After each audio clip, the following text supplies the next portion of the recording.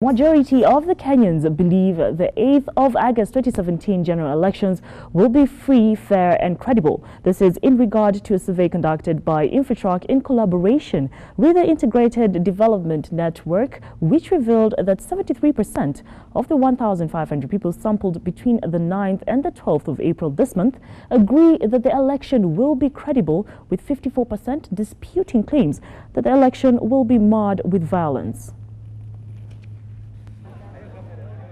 As Kenyans prepare to go for the August general polls, the big question remains whether the election will be free and fair, with others fearing whether the election will be marred with violence in case of election malpractice. According to the recent survey commissioned by the Integrated Development Network and conducted by the Infotrak, a research firm, is that 73% of the 1,500 sample population believe the exercise will be free and fair. Indeed, the hope that the elections will be free and fair and the trust that the elections will be free and fair is quite high. So we then see that 73% said yes, they believe the elections will be free and fair. They also believe that IEBC is adequately prepared. They also feel that the government has put in place adequate measures to ensure that there's security before the elections. According to Angela Omido from the Infotrak, is that Central, Eastern and Rift Valley regions perceive the election will be credible, with both carrying 86, 74 and 77% respectively.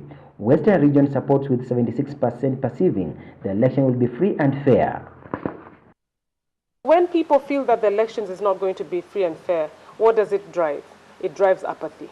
It then means that you most probably will say, is it really worth it to go out and vote? And what's the point?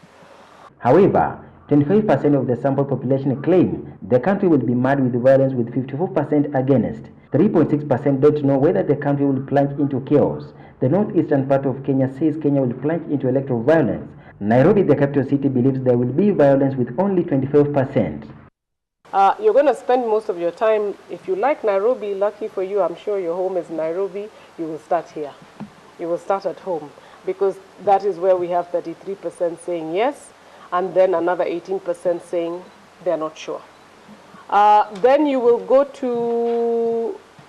straight to Nyanza, where 35% generally say yes, there could be violence, and another 19% say they're not sure, they're waiting, it could happen.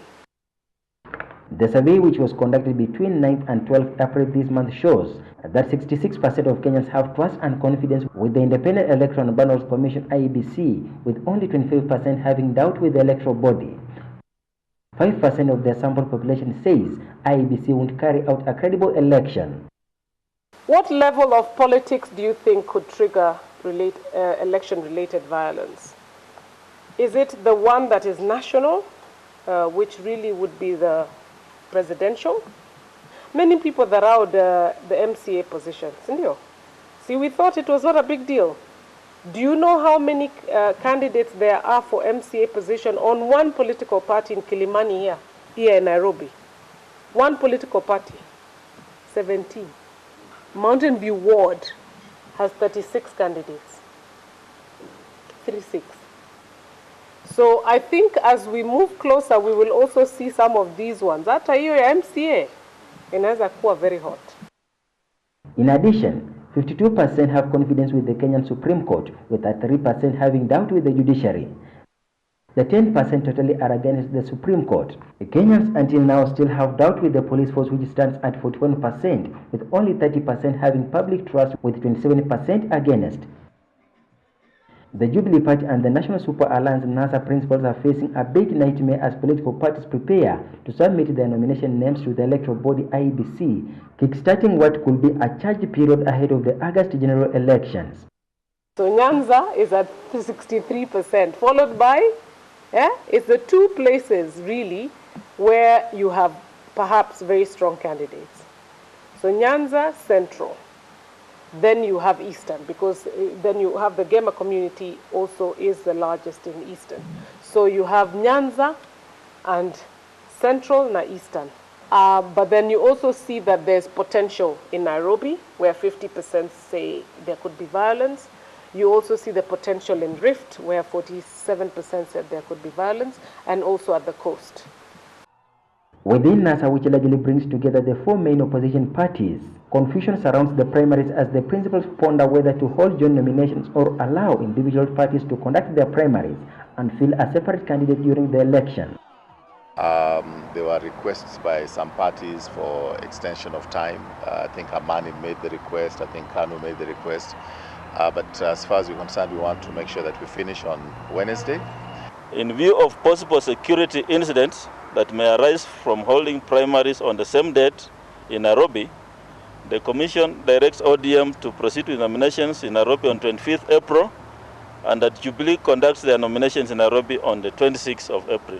We said that there will be in areas where there could be some joint processes and strategic decisions will be made at that time. This comes even before the opposition has settled on a presidential candidate. The race for status continues to be so much intense, with both political contenders determined to clinch the 2017 presidential seat. However, the question that remains is whether the election will be carried out in a transparent and credible manner. Reporting for Ebru TV, I'm JF Haimba.